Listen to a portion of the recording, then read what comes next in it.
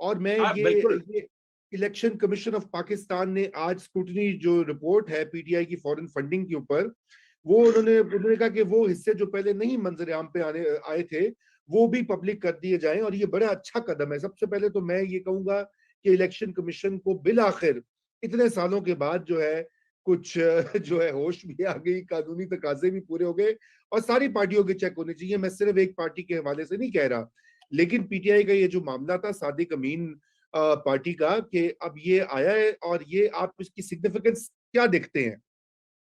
Sir party Sadiq अमीन नहीं declare की गई थी, पार्टी के एक शख्स को सादिक अमीन डिक्लेयर किया गया था, और उसकी भी वजूहात थी सादिक अमीन डिक्लेयर करने की, क्योंकि एक आदमी को हम वो कह चुके थे अपना अ, उसके बारे में उससे जो मुख्तलिफ लफ्ज होते हैं उसके बारे में हम इस्तेमाल कर चुके थे, तो मजबूरी थी हमारी।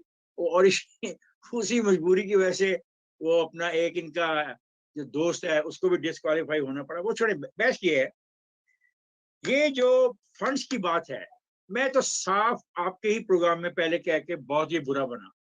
मैं कहता हूं बिल्कुल पैसा आना चाहिए, फाइनेंस होनी चाहिए पार्टियां, लेकिन सिर्फ वोटर को हक होगा, और वो सही, वोटर भी जो पाकिस्तानी है, सही, वोटर वोटर।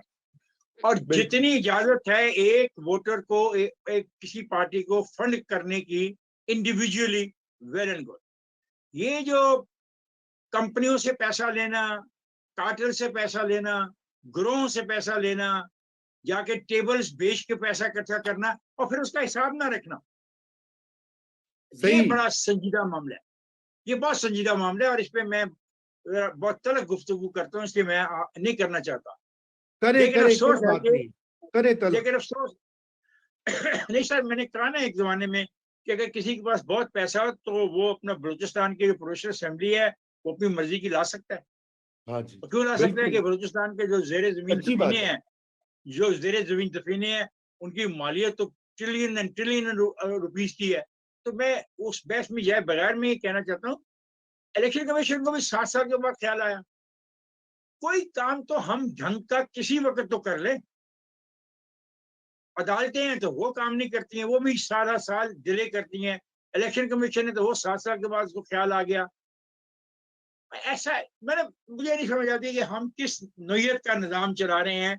और हम बड़े यानी इस पे कोई बात नहीं करेगा, ये बात सही, करेगा ए बी को मिला, बी सी को मिला, सी ने डी से बात की, एक शादी पर ये बात होगी, एक गमी पे ये बात होगी, किसी ने ये मैंने आज में पढ़ा था कि शायद खान अब्बासी ने सेम मंसूब एक बयान पढ़ा था कि वो अपनी जो उनकी मरियम बीवी हैं उनके रवैये से सख्त नाराज हैं। अब ना उनसे ये सवाल कोई कर सकता है ना, वो उसका जवाब देना मुनासिब समझेंगे कि वो नाला है नहीं नाला। अगर वो कहते हैं मैं नाला हूं तब मसले में फंसते हैं, अगर वो कहते हैं मैं नाला नहीं हूं तो फिर वो उनकी पोजीशन एम्बैरेसमेंट में चली जाती है। वो समझ नहीं आ रहा हम कर क्या रहे हैं। सही, सही, बिल्कुल। और वो हमारे उनका हमारे अच्छा बड़े मजे की व्यूअर्स। एक बात एक कह के आगे चलता हूँ। तो भाई आप मरियम की पेशियों की बात करते हो, मरियम का घर वाला भी उन पेशियों में उसके साथ ही हर अदालत में मौजूद होता है, और उसका एक लंबा चौड़ा शेड्यूल होता है। उसके बारे में भी कभी बात कर दिया करें, कोई बुरी बात नहीं है। नहीं, नहीं करते हैं, बिल्कुल बात हम नहीं नहीं हमेशा ये नहीं करते नहीं, हैं। वो हर पेशी में वो भी मुकदमों में इकट्ठा है। और अगर उसकी आप मुकदमों की देखें ना फहरिस्त, तो उसके पास 30 दिनों में स्वाय इतवार के इतवार और हफ्ते के अलावा कोई दिन ही नहीं है। कभी एबटाबाद में पेश होता है, कभी वो अपना पेश हो रहा है पेशावर में किसी जगह पे, कभी लाहौर में पेश हो रहा है, फिर वापस जाके कहीं पेश हो रहा है। उसकी भी तो सुन लिया करो बात। अगर मुझे पता है कि आप उसकी बातों से इतफाक नहीं करते, लेकिन उसकी ये जो पोजीशन है इस पर तो बात कर लिया करो। नहीं, इसमें बिल्कुल बात होनी नहीं सारी। देखिए ऐसी बात नहीं है, जो वो गलत सलत बातें करते हैं हम उनको उनके ऊपर बात करते हैं, लेकिन अमूमी तौर पे ये कोई तरीका नहीं है कि जस्ट बिकॉज वो नवाज शरीफ का दामाद है या मरियम नवाज का शौहर है, उसको आप पकड़ के यहाँ फड़काएं। वो कायदे आजम के मजार पे जाके उसने फातिमा जिन्ना के हक में और जमहूरियत के हक में नारे लगा दिए, और यही काम सारी पार्टियों ने, और ये लोग धींगा मुश्ती करते रहे, उसके खिलाफ केस बना के गद्दार साबित करने की कोशिश की गई। आपको याद ही है इफ्तिखार साहब जो हुआ था। मैं क्या और कह रहा हूँ, उस रात जो वाक्य हुआ वो उससे भी ज्यादा अफसोसनाक है। बिल्कुल, मतलब मैं बिल्कुल, भूल नहीं पाएंगे हम कभी। We were there in Karachi that day. हम जब सुबह उठे तो सबसे पहली ब्रेकिंग न्यूज हमारे कानों में ये आ रही थी, हमें यकीन नहीं हो रहा था कि हम क्या सुन रहे हैं। बिल्कुल बिल्कुल। तो सोलंकी साहब, ईसीपी पे आपका जरा कमेंट हो जाए। जी, मेरे ख्याल में ये बहुत बड़ी पेशरफ्त है जी कि 8 वॉल्यूम्स और 28 ओरिजिनल स्टेटमेंट्स जो इस स्क्रूटनी कमेटी ने अपने तौर पर ये फैसला कर लिया कि ये हम अवाम से पोशीदा रखेंगे। हम्म चीफ इलेक्शन कमिश्नर ने कहा कि ये अवाम की मिल्कियत हैं और ये सामने आए। अब अकबर बाबर साहब कह रहे हैं कि ये 1 अरब रुपए से जायद की इसमें गबन है, और साथ ही वो ये कह रहे हैं कि अमेरिका और बहुत सारे ममालिक में जो अकाउंट्स हैं, उनकी तफसीलात भी उन्होंने लेनी है, और अगर स्टेट बैंक के पास नहीं है, तो जो हमारा मुआहदा है ओईसीडी के तहत, उसके तहत हम उन ममालिक से ले सकते हैं। तो ये मामला जो है, वो अब यहाँ पर रुकने वाला नहीं है। अब हुकूमत लग रहा है कि दोबारा दाखिली हरबे इस्तेमाल कर रही है।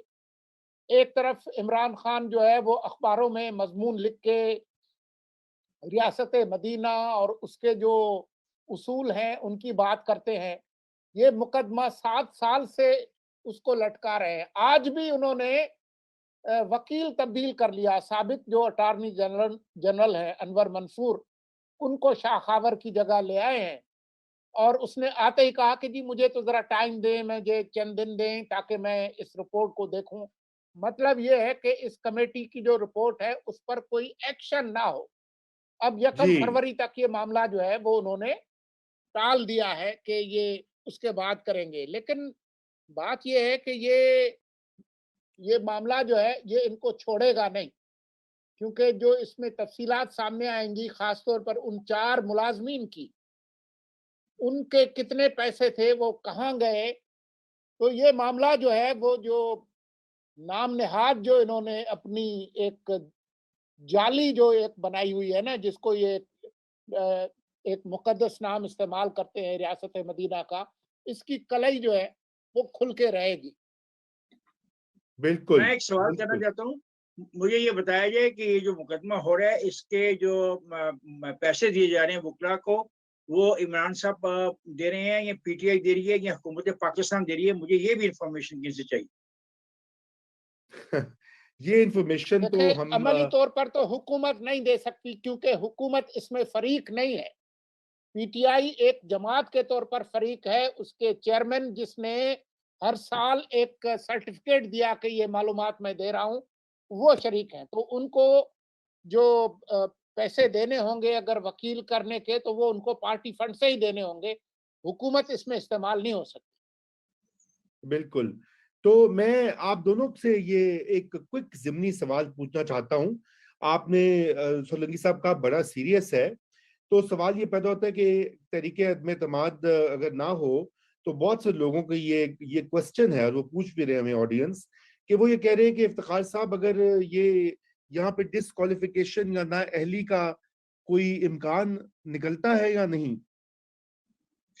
देखिए, असूली तौर पे ये बहुत बड़ा वाकया होगा। पहले आपने अवामी नेशनल जी पार्टी को डिस्क्वालीफाई किया, ठीक है? एक ही मिसाल मिलती है, और उसकी वजूहात और थी। उनको बैन उसमें किया भी था। नैब को उनको बैन कर बैन दिया किया था, तो उसको बैन बैन किया कर दिया था। उसमें भी फंडिंग का मसला था। लेकिन मैं ज़ाती तौर पे समझता हूँ कि पार्टियों को बैन करना मुनासिब नहीं है। जो बिल्कुल पार्टियों के कर्ता-धर्ता हैं, जो इस सारे प्रोसेस में शामिल थे, उनको वो वाज़ेह तौर पे हमारे सामने है। उनको अपना 20 साल के लिए या 15 साल के लिए, किसी मुद्दत के लिए, उनको इलेक्शन के प्रोसेस से बाहर रखना चाहिए। क्योंकि ये तो नहीं हो सकता कि लोगों से पैसे बाहर से लेके आएँ, उनको यकीन दिला के लाए आएँ कि हम आपके मफादात का तहफ़्फ़ुज़ पाकिस्तान में करेंगे। कारोबार है, यहाँ पे बहुत सारी चीज़ें हैं जिसमें गैर मुल्कियों का इंटरेस्ट है, गैर मुल्की फर्मों का इंटरेस्ट है, और खरबों रुपए की खेल होती है। तो मैं समझता हूँ कि जो पार्टी को बैन करने से कम जो है, जो फैसला हो सकता है वो किया जाए। पार्टी ना बैन की जाए। पार्टियां बहुत मुश्किल से बनती हैं। पार्टी को मैं बैन करने के हक में नहीं। बिल्कुल। जी सोलंकी साहब, आप बताइए। पार्टी को नहीं, तो मैं नहीं, लेकिन इमरान। इफ्तिखार साहब से इत्तेफाक करता हूँ। ये बहुत सारे सियासी कारकुन हैं जो इस जमात में कुछ ख्वाब लेकर शामिल हुए थे। आप अकबर बाबर से बात करें, आप जो अहमद जवाद हैं जो अभी अ, जो निकले हैं और जो काफ़ी इंटरव्यूज़ वगैरह भी दे रहे हैं।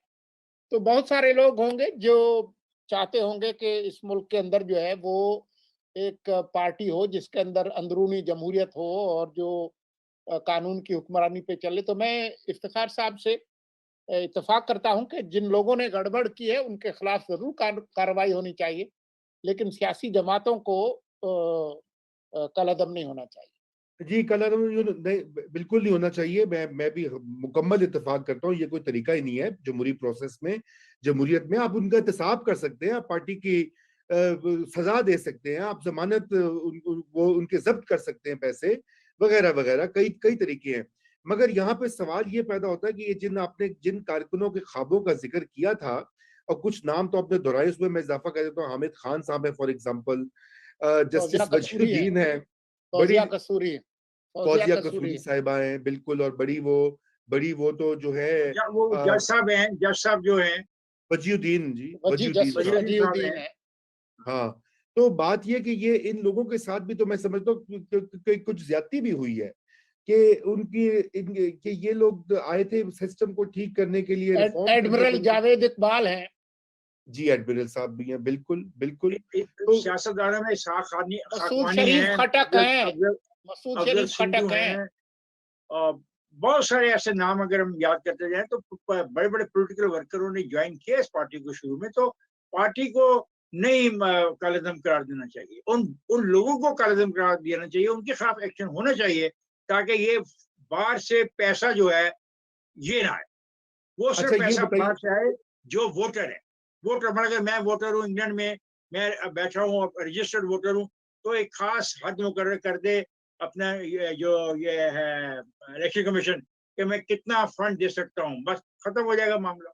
दैट इज ठीक है ओनली जी। पॉजिटिव। लोग जावेद हाशमी की बात भी कर रहे हैं। हाँ, जावेद हाँ, हाशमी। जावेद हाशमी, बिल्कुल बिल्कुल। बड़े अच्छे और जबरदस्त लोग हैं। और अभी भी पार्टी के अंदर कारकुनान, जो मैं समझता हूँ पीटीआई के जो सपोर्टर्स हैं, वो तो उनको तो आप नहीं ब्लेम कर सकते ना, क्योंकि वो तो एक अच्छे पाकिस्तान की ख्वाब और निजाम की दुरुस्तगी का उनका जो ख्वाब था, वो उसी वजह से इसको सपोर्ट करते हैं आज भी, बैरून मुल्क भी, पाकिस्तान के अंदर भी। लेकिन अभी अनफॉर्चुनेटली पीटीआई भी वो बिल्कुल वैसी और निकली। और रजा रजा मैं एक बात बताऊं, इनके पास अच्छा खासा वोट बैंक भी है। तो जी ये जी, तो बहुत बिल्कुल ज्यादती है। होगी, जो सारे वोट बैंक हम तितर बितर कर दें। ये गैर जमहूरी, गैर सियासी डिसीजन होगा, और इसके बिल्कुल। नुकसानात बहुत ज्यादा होंगे। फायदा कम होगा, नुकसान ज्यादा होगा। जी जी जी, बिल्कुल। ये तो आपने ये तो किसी और चीज के बारे में भी कहा जाता है कि इसमें नुकसान ज्यादा है, फायदे कम है। बहरहाल मैं मान ही जाऊंगा, लेकिन नहीं, मैं नहीं, हम तो इसकी बात कर रहे हैं ना, एक स्पेसिफिक आपने पॉइंट रेज किया, हम उस पर बात कर रहे हैं। जी जी, मैंने कहा इफ्तिखार साहब, मैंने कहा बीच में मैं इजाफा, थोड़ा सा तड़का तो लगाना पड़ता है। अच्छा, मैं आखिरी में, ये तरीन साहब का मामला क्या है? शायद खाकान अब्बासी ने तो बड़ा ये, जिसे कहते हैं ना, ग्रीन झंडी तरीन साहब को, उनके ग्रुप को दे दी है। अब इसका आप इसको कैसे देखें, देखें, चूंकि बात आप ये है, पंजाब बात ये है, पंजाब के रजा हवाले से बात ये है, बताइए। रजा बात ये है कि मैंने आपके प्रोग्राम में ऐसे 6-7 महीने पहले भी कहा था कि जो पाकिस्तान में अब ये मुकामी हुकूमतों के जो इंतखाबात हैं, वो पाकिस्तान के 2023 के जो इंतखाबी नताइज हैं उनको इंडिकेट कर देंगे। तो आपने देखा कि खैबर पख्तूनख्वा का जो पार्ट 1 इलेक्शन हुआ, उसके जी जो नताइज आए उससे काफ़ी बड़ी इंडिकेशन होगी कि ये कहा जा रहा था कि वो खैबर पख्तूनख्वा इनका किला है, और ये उनके पास जवाब था कि वहाँ पे कभी एक पार्टी को दूसरी मरतबा इक़्तिदार में नहीं आने दिया गया। तो हम जो दूसरी मरतबा इक़्तिदार में आए हैं, उसकी बुनियादी वजह ये है कि अवाम हमारे लिए वालहाना मोहब्बत का इजहार करते हैं, गली मोहल्लों में, देहातों में, हर जगह पे। तो फिर जब अवाम को अपने जज्बात का इजहार करने का मौका मिला उन इलेक्शनों के बाद वसी पैमाने पर, तो वो था पार्ट 1 ऑफ खैबर पख्तूनख्वा के जो मुकामी इंतखाबात हैं, उसका नतीजा आपके सामने है। पंजाब में बहुत बड़ा इंतखाबी मामला शुरू होने वाला है, किसी वक्त भी वो बिल क्लियर हो जाएगा। और अच्छी बात ये हो रही है कि उसमें पंजाब में अपोजिशन वाले भी बैठ के उस बिल को बेहतर करने के लिए और ज्यादा अख्तियारात जो है मुंतखब नुमाइंदों को देने के लिए काफी अच्छी सोच रख रहे हैं और आपस में मुलाकातें भी कर रहे हैं। और वो चाहते हैं कि जो ये अदारे हैं लाहौर डेवलपमेंट जो अथॉरिटीज हैं, जो इस किस्म के अदारे बनाए गए हैं, वो सारे के सारे मुंतखब लोगों के कंट्रोल में होने चाहिए। सिर्फ पुलिस पर नहीं इत्तेफाक राय हो रहा, बाकी चीजों पे बहुत अच्छा इत्तेफाक राय हो रहा है और मेरे ख्याल है किसी वक्त भी अनाउंस कर दिया जाएगा। और अगर यहाँ इलेक्शन होता है तो ये मई जून में किसी वक्त पड़े। जो जी पंजाब का बिल्कुल इलेक्शन होगा और जो सिंध का इलेक्शन होगा, उनके नताइज तय कर देंगे कि आप 2023 का इलेक्शन कहाँ है और किस तरह का वो बिल्कुल इलेक्शन होगा। तो अब बिल्कुल बात तो उधर जाएगी। मैं कहता हूँ 100 इनके सर पे को हाथ आए या ना आए, वो सारी ऑप्टिक्स हैं, मैं मानता हूँ। लेकिन जब वोट डालने जाएगा वर्कर या पार्टी के मुखालिफ या पार्टी के हामी, तो वो तो जाके पर्ची से फैसला करेगा ना।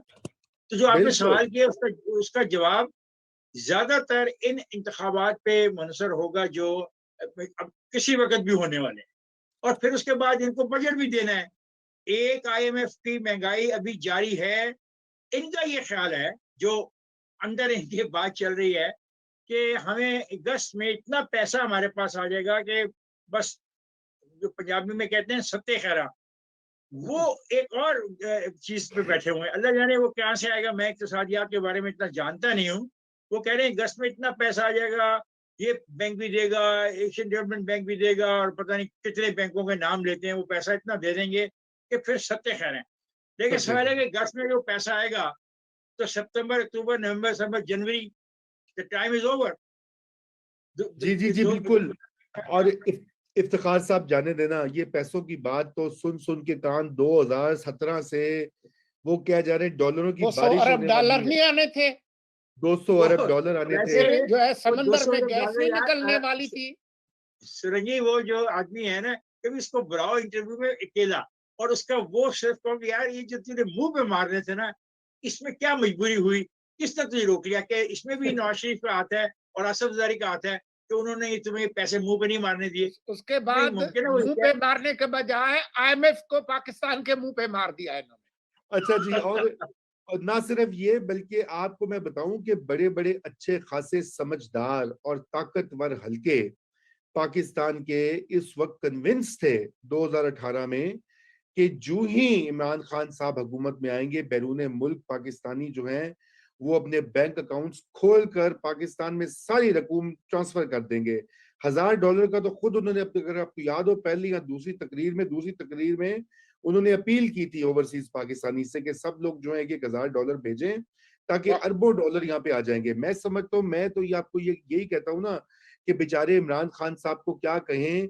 इमरान खान साहब के जो हिमायती हल्के थे वो भी इन्हीं गलत फहमियों या खुश फहमियों का शिकार थे। और गालिबन ये अगस्त की जो आपने बात कही है, ये भी उसी की एक कड़ी है कि अब पुरानी खुश फहमियां तो हो गई फेल।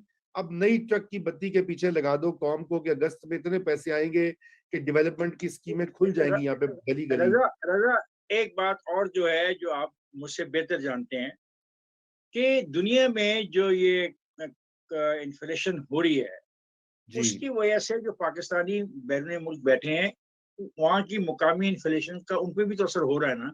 मसलन बिल्कुल हो बरतानिया रहा है में जो जी। दोस्त बैठे हैं, उनके जो गैस के बिल अमेरिका आ में रहे हैं, बिल जो है बहुत ज्यादा आ रहे हैं। तो उन्होंने जो पैसे हमें भेजने थे, वो उनको वहीं भी तो खर्चने हैं ना। तो एक जो सबसे बिल्कुल बड़ा इनको इनको इनको सपोर्ट मिली थी ना, वो पाकिस्तानियों के उन पैसों से भी मिलती रही।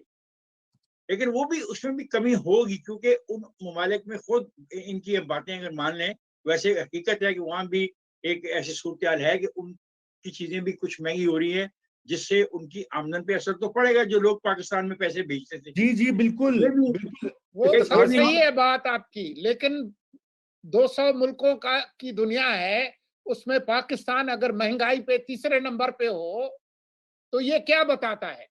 अमेरिका में, यूरोप में लोगों की जो आमदनी है उसका कितना फीसद वो खाने पीने पे खर्च करते आई हैं? एग्री। मैं आपसे इत्तेफाक करता हूँ, मैं मानता हूँ, नहीं मैं कुछ और बात कर रहा हूँ। मैं एक पाकिस्तानी हूँ, मैं इंग्लैंड में रहता हूँ, मेरी एक तनख्वाह वहाँ पे एक कम पैसा होगी, कमाता हूँ। आप सही कह रहे हैं। आप हाँ, सही मेरे कह रहे हैं। जो मैंने गैस का बिल मेरा बढ़ गया, कुछ और बिल मेरे बढ़ रहे हैं, तो उसकी वजह से जो मैं घर भेजता तो हूँ जो वहां से बचत सरप्लस करके आपकी, अपने फैमिली को, जो वो कम हो जाएगा। इजाफी रकम है वो कम हो जाएगी। जो मैं डिस्पोजेबल ये सोच इनकम है, जो हाँ, सरप्लस इनकम है वो कम हो जाएगी। तो आप मियाँ चुन्नू और लाहौर नहीं भेज सकेंगे, कम भेजेंगे। दुरुस्त कह रहे हैं आप। जी, तो मैंने कहा कि ये मैं थोड़ा सा इसमें ये इजाफा कर दूं कि ओवरसीज पाकिस्तानी तो ऑलरेडी भेज रहे, $25 अरब के करीब जो पाकिस्तान में लोगों का गुजारा जिससे हो रहा है, क्योंकि वो घरानों में जाता है, वो कंजम्पशन में जाता है ऑलरेडी। जो वो तो बेचारे मदद कर रहे हैं, उनको तो सलाम पेश करना चाहिए, लेकिन नहीं बिल्कुल उन पे सलाम भी पेश कर रहे हैं हम। लेकिन लेकिन हमारे जो बर्तन में बड़ा सुराख है उसका क्या करें? मैं नहीं कह जी, आपका रहा हूँ क्या देखिए, बर्तन में ख्याल है जो कि वो रेमिटेंसेस पे पूरे मुल्क को चलाएंगे? नहीं पच्चीस नहीं, अब मैं पच्चीस आज अभी अरब के भेजे आज हैं के ना। फिगर्स देख लें। नहीं नहीं मैं आज के फिगर्स ये हैं कि 73% आपका इंपोर्ट बिल जो है तेल का और खुराक का, जो फूड और जो ऑयल आप इंपोर्ट करते हैं उसमें दुगना दो 73% इजाफा हुआ है। मैं दो बातों के बारे में जानता हूँ। एक तो ये जो गैर ममालिक में जी बैठे जी जी पाकिस्तानी अपने घरों को पैसा भेजते हैं, वो बहुत इंपॉर्टेंट रोल प्ले कर रहे हैं पाकिस्तान में तबाही की तरफ जाने से। जो जी हम रुके हुए हैं ना, एक वजह वो है। और दूसरा हमारा काश्तकार जो साल की गंदम उगा लेता है, साल के चावल पैदा कर लेता है। अगर वो भी सहूलत ना हो ना, तो आप इस क्राइसिस की डेप्थ का अंदाजा नहीं कर सकते कि कितना बिल्कुल खौफनाक क्राइसिस है इस वक्त पाकिस्तान के अंदर। क्योंकि इफ्तिखार पाकिस्तान साहब, में तो हमने इफ्तिखार पाकिस्तान में साहब किसी की आप आमदनी बढ़ नहीं रही। इफ्तिखार साहब आपको ज़राअत के बारे में पता है? आपको पता है कि ये जो खाद का जो बुहरान हुआ है, उसका ये जो आने वाली हमारी जो गंदम है, उस पे क्या असर पड़ेगा? जो बुरा अच्छे बीज बुरा हैं, बुरा उस असर पे पड़ेगा आपने पैसे लगा लिए हैं, तो क्या सर, होगा बुरा इसका? असर पड़ेगा। आज मैं पोटाश का पता कर रहा था, पोटाश भी महंगी। देखे ना, यूरिया उस वक्त महंगी की गई जब पहले हम काश करने के साथ यूरिया देते हैं। फिर डाइमोनियम फास्फेट बहुत महंगी हो गई है, 10,000 से ज्यादा की हो गई है। चलो हमने कहा डीएपी को पोटाश में हमें चाहिए, पोटाश भी महंगी हो गई है। और पता नहीं ये कौन लोग बैठे हुए इस्लामाबाद में इमरान खान के पास। मैं और मुझे अफसोस है अपने शाह साहब पे, फखर इमाम शाह साहब पे। मैं उनकी बहुत इज्जत करता हूँ, बहुत रिस्पेक्ट करता हूँ।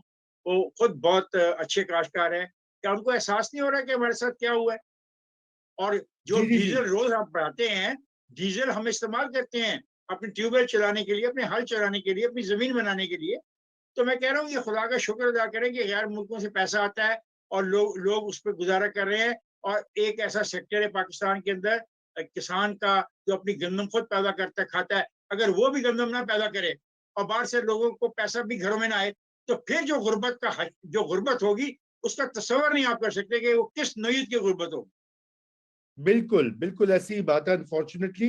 अच्छा जी, मैं आगे बढ़ता हूँ, हमें प्रोग्राम को अब कंक्लूड करना है।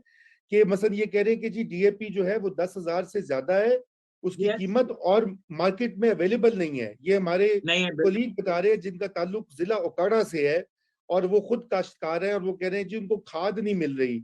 अब क्या ही कहे इंसान, ना चीनी है, ना खाद है, ना गंदम है, ना गैस है, और बनाएंगे रियासत मदीना। और देखो, इस वक्त खाद की हमें जरूरत है। हमने मकई काश्त करनी है, जिसको हम एक मकई की फसल है जो आजकल में हमें काश्त करनी होती है। उसके साथ हमें सूरजमुखी की फसल है, हम काश्त कर सकते हैं। अब मुझे बताओ, दोनों के लिए खाद नहीं मिलेगी तो फिर मैं क्या करूंगा? जी और बिल्कुल। ये कहता है ना कि इतने 800 पता नहीं कितने अरब रुपए किसान कमा के ले गए। और भाई कमा के ले गए, आपने तकरीबन उतना ही पैसा खादों की कीमत से ज्यादा करके, डीजल की कीमत ज्यादा करके हमसे वापस ले लिया है। बिल्कुल ऐसी बात है, और उसमें बिल्कुल देखिए ऐसी एक बात बात, है। मैं छोटी सी बात कहूंगा। ये जो आपका सरमायादार है, उसको कर्जा आप बहुत कम सूद पे देते हो।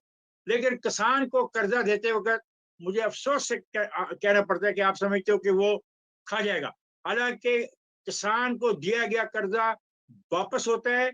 सरमायादार को जो कर्जा दिया गया, मैं तारीखी तौर पर समझता हूँ वो माफ करवाया जाता है। अगर आप उसको कम कीमत पे देते हो, तो मुझे ज्यादा क्यों सूद देते हो? और पैसा तुम्हारे पास कहां से सारा आता है? पैसा देहातों से इकट्ठा होकर तहसील में आता है, तहसील से इकट्ठा होकर डिस्ट्रिक्ट में जाता है, डिस्ट्रिक्ट से इकट्ठा होकर सूबे में आता है, सूबे से इकट्ठा होकर फिर आपके पास मरकज में जाता है, बैंकों में। मेरा हक नहीं है? बिल्कुल कभी इसमें भी कोई रिसर्च होनी चाहिए कि देहात से कितना पैसा बैंकों में जमा कराया जाता है और उनको क्या मिलता है कि यार ये ऐसी कार्ड ले बात लो, है। किसान कार्ड क्या है? यानी वो बोरी के अंदर होता है, बोरी से निकाल लो, जो सीट की बोरी को निकाल के अब उस आदमी के पास जाओ, आड़ती के पास जहाँ से बोरी ली है कि यार ये कार्ड ले लो। वो कहता है ये कार्ड फट गया है, ये कार्ड ठीक नहीं है, कल आइएगा, परसों आएगा। अच्छा, आपने अपना कार्ड बनवाया है हुकूमत से, महकमे से, पहले वो कार्ड को दिखाएं। और वो जो हम लेते हैं खाद, उसके अंदर एक लंबी सी पट्टी होती है, जब हम थैला खोलते हैं कि वो उतार के लेके जाओ। ये क्या मजाक है यार? बिल्कुल कभी बिल्कुल आप जी। किसानों की आप दुख भरी इंतजार दास्तान करें सुने? जब जब बिजली के लिए और गैस के लिए भी आपको कार्ड बनाना पड़ेगा, ना सांस लेने डराओ। के लिए भी कार्ड बनाना पड़ेगा। अच्छा, मैं हैरान हो गया, फ्यूल एडजस्टमेंट चार्जेस। ओ भाई, अभी उस दिन ये आपके दोस्त हैं, इतने बड़े एंकर है पाकिस्तान के, उन्होंने अपना बिजली का बिल बताया था हमें कि भी कितना फ्यूल एडजस्टमेंट चार्जेस उनको आ रहे हैं, सेठी साहब का, नजम सेठी का। जी जी जी। तो पता है फिर क्या? अच्छा देखें, एक तरफ बिजली महंगी हो रही है, एक तरफ कहा गया है कि आप सोलर के प्रोजेक्ट हमने लगाने थे, घरों पे लगाने थे, फैक्ट्रियों में लगने थे सोलर, उसको महंगा कर दिया है। जी जो जी जी सोलर के जी। वायरलेस ना सेल है और उनकी जो चीजें हैं वो महंगी कर दी, उन पर टैक्स बढ़ा दिए गए हैं। ये क्या अक्लमंद लोग बैठे हैं? बिल्कुल बिल्कुल ऐसी बात है। तो जनाब, मैं इफ्तिखार साहब आपसे ये कहना चाहता हूं कि हमें आखिरी हमारा चंद मिनट रह गए हैं। मैं अर्ज ये कह रहा हूं कि ये जो ऑडियो लीक की एक और बात की है कि जी नून लीग के अंदर बगावत की भी ऑडियो लीक्स आज आ रही हैं मंजर आम पे। ये हुकूमती तर्जुमानों की जो फौज है उन्हीं की तरफ से बयान आया आज। तो जरा हमें थोड़ा इसके बारे में बताइए, कोई है ऐसी बगावत वाली? आज मैंने ट्वीट किया है कि ये फिर उधर से नहीं है। अगर उनकी 4 की बात कर रहे हैं तो 3 तो इनके भी ख्वाहिशमंद मंजर आम पर आए हुए हैं। तो 7 फिर प्राइम मिनिस्टर के उम्मीदवार है, माइनस इमरान खान के। कर लें फिर, मुझे चलिए बताएं, आप भी तो इतने बड़े तजियाकार हैं, बताएं उन 7 नामों में से आप किसको वोट देंगे? जी, मैं तो देखे, मैं तो उनको वोट दूंगा जिनको असल सिलेक्टर वोट देंगे। तो पहले है, है। तो देखो, सिलेक्टर्स के लिए भी मुश्किल होगी कि उन 7 में से किसी एक को अब दोबारा सिलेक्ट करना मुश्किल हो जाएगा जरा। मुश्किल हो जाएगा। देखा था जी, आपने 7 का जिक्र किया, नाम भी ले लेते हैं। शाह महमूद कुरैशी साहब, सदाबहार एवरग्रीन कैंडिडेट। परवेज खटक यस, साहब, हमेशा की तरह तैयार, ठीक है जी। यस, और अभी उन्होंने इशारा भी कर दिया। असद उमर साहब, जो कि हमारे दोस्त बिल्कुल, सलीम साफी के बकौल अपनी लॉबिंग भी कर रहे हैं। फिर जी बिल्कुल। इधर आते हैं नून के, जो वो कह रहे हैं, शाहिद खाकान अब्बासी साहब का नाम आया है। जी, अयाज जी, सादिक साहब, सादिक स्पीकर कौमी assembly. Bill, bill, Miftah Khawaja Ismail का आसिफ, नाम है। हाँ जी, और ख्वाजा आसिफ, ख्वाजा आसिफ, ख्वाजा। बिल्कुल। तो अब और 7 नाम तो हमने ले दिए हैं। अब इन 7 नामों को शॉर्ट लिस्ट करना, जिन जो कहते हैं ना शॉर्ट लिस्ट करने की ताकत रखते हैं, वो जो सरों पे हाथ रखते हैं, उनके लिए मुश्किल होगा। इन 7 में से अब किसको चुना जाए? बस जी तो अगले यार, वक्तों में वो बात देखिए ये सारी बादशाह के। मैं सर ये कहता हूँ, वो एक अगले वक्तों में शहनशाह या बादशाह जो थे ना, वो तोता रखते थे जिसके सर पे बैठेगा। अब यही चाहिए, मैं समझता हूँ। जहाँ सोलंकी साहब रहते ना, पिंडी भटिया, वहां पे एक परिंदों की दुकान में जाते हैं, खोलते एक तोता सबसे रंगीन, उसे कहते हैं जा भाई एक पूरा लै दे किधे सिर पे बैग। अब वो जिसके सर पे आपको पता है जाके वो बैठेगा तोता, तो वो वजीर आजम होगा। क्यों सोलंकी साहब, कितने आपका अफसोस की फाइनल? बात है, जो बातें मैं और आप और सुरंगी कर रहे हैं, कितने अफसोस की हम बातें कर रहे हैं। हमारे सुनने वाले क्या सोचते होंगे हम किस मुल्क में रहते हैं? हमारे मुल्क के अंदर कौन सा जमहूरी निजाम चल रहा है? क्या क्या सिस्टम हम चला रहे हैं? नौजवान नस्ल पहले ही पसंद नहीं करती इन लोगों को, और हमारी बातें सुन के और बददिल हो जाती है कि यार अजीब है, हर आदमी प्राइम मिनिस्टर बनने का ख्वाहिश रखता है।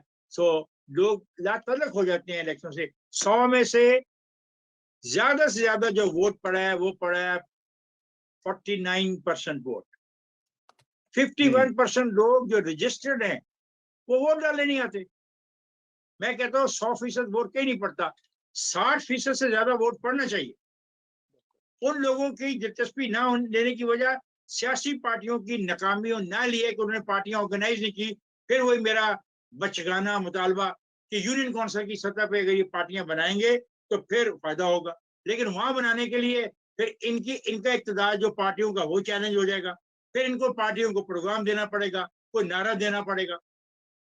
तो हमें, बिल्कुल। मैं तो बस कहते बहुत मायूस हो जाता हूँ, ईमानदारी की बात। जी नहीं, आपका मुतालबा बचगाना कतन नहीं है, आपका मुतालबा बिल्कुल सही है। मैं समझता हूँ देखने वाले खसूसन नौजवान जो देख रहे हैं, बहुत सारे कमेंट करें जी मैं एफएससी में हूं, मैं बीए कर लूं, मैं बाहर चला जाऊं, उनको भी ये पता होना चाहिए कि सियासी पार्टियां और पार्लिमानी जमहूरियत में ग्रास रूट्स के ऊपर, लोकल मकामी सतह के ऊपर पार्टियों को ऑर्गेनाइज करना पड़ता है और उन पार्टियों को मंशूर देना पड़ता है, उनको अवाम से वादे करके एक ताल्लुक जोड़कर उसको निभाना पड़ता है, नहीं तो वो सारे इक़्तिदार के ये मोरे बन जाते हैं। जिस वक्त अभी ये सारे बने हुए हैं अनफॉर्चुनेटली, बिशमूल नून लीग, बिशमूल पीपल्स पार्टी, बिशमूल बिल्कुल सही कह रहे पीटीआई हो। और ये और बिशमूल एएनपी, वो वो पार्टियां जो नजरियाती होती थी कभी, वो भी इसी का हिस्सा बनी हुई हैं। बड़ा दुख की बात है। सोलंकी साहब, आपका फाइनल कमेंट और फिर हम इजाजत लेंगे नाजरीन से और आपसे। मेरा फाइनल कमेंट किस हवाले से? मैं आपका फाइनल कमेंट जी, ये मैं इसी की जो हमारा टॉपिक था, ऑडियो लीक जो आ रही है हाँ, जिसमें कि नून लीग कहते हैं देखिए, बगावत हो अगर रही इस है। तरह की कोई लीक आती है तो ये अच्छी बात होगी नून लीग के लिए। अगर नून लीग के कुछ लोग एक्सपोज होते हैं, अगर ऐसा है, लेकिन ये बात फिर साबित हो जाएगी ना कि हुकूमत जो है वो अवाम को अच्छी हुक्मरानी देने की बजाय जासूसी वाली काम में लगी हुई है, जो जी कानूनी तौर पर जो है वो गलत है। बिल्कुल जी, मैं आप दोनों का बहुत शुक्रिया अदा करता हूँ। आखिर में मैं हमारे ओकाड़ा से एक हमारे देखने वाले हैं, वो ये कमेंट कर रहे हैं हमजा साहब, और वो ये कह रहे हैं कि जी डीलर्स कह रहे हैं कि 2 महीने से हुकूमत ने फंड रिलीज नहीं किए खाद के, और कार्ड जो किसान कार्ड की से सब्सिडी मिलती है उसके उसकी पेमेंट अकाउंट में नहीं आ रही, और 2 बिल्कुल नहीं आ महीने रही। से वो पेंडिंग है। और वो नहीं आ रही तो किसान कार्ड जो डीलर्स जो है वो खाद नहीं है। तो मेरे ख्याल से इमरान खान साहब इस वक्त ये सारी बातें छोड़ें, ये कि एक्सटेंशन किसको देनी है या नहीं देनी है या क्या करना है, वो सबसे पहले आकर यहाँ पर पंजाब में, सिंध में बैठे, बुलाएं इंक्वायरी। जिसकी गफलत नाअहली से ये हो रहा है उसको इबरतनाक सजा दे के बताएं कि वो गवर्नेंस कर सकते हैं। वो सिर्फ अखबारात में आर्टिकल्स, रियासत मदीना पे या वो तकरीरें दिल लुभाने वाली, कंटेनर वाली, वो नहीं कर सकते। वो असल में लोगों को जो इस वक्त जरूरत है, अशद जरूरत है खाद की, वो मुहैया कर सकते हैं पाकिस्तान के काश्तकार को, बड़े काश्तकार को, छोटे काश्तकार को, मीडियम काश्तकार को। इस मुल्क में ज़राअत है तो पाकिस्तान की इकोनॉमी है, हमारा खाना पीना है, नहीं तो ये बिल्कुल खान साहब जो हैं वो अपनी नाअहली दोबारा से प्रूफ करेंगे अगर चीनी, आटे और एलएनजी के बाद खाद की शॉर्टेज भी साबित हुई कि इनकी गफलत से हो रही है। जी रजा, ये जो आपकी ख्वाहिश है उस पर मुझे एक जुमला कहना है। जी कहें। आप अनोखे लाडले हैं, आप खेलने के लिए चांद मांग रहे हैं। हम नहीं मांग रहे। हम इमरान खान को कह रहे हैं कि इमरान खान साहब, ये आपका एहसान होगा अपने पे भी और पाकिस्तान के इक्तिसादियात पर भी। अगर ये सेक्टर बैठ गया बहुत नुकसान होगा। हम धमकी नहीं दे रहे ना, हम इतने ताकतवर हैं। अभी बेचारों ने जुलूस निकाला था, हमारे किसानों ने, उनको पुलिस वालों ने लाठियां मार मार के उनका बेड़गरक कर दिया। और बड़े मजे की बात है, लाठी मारने वाला भी गरीब था और लाठी खाने वाला भी गरीब था। क्या खूबसूरत हमने एक देखिए निजाम को चला रहे बिल्कुल हैं।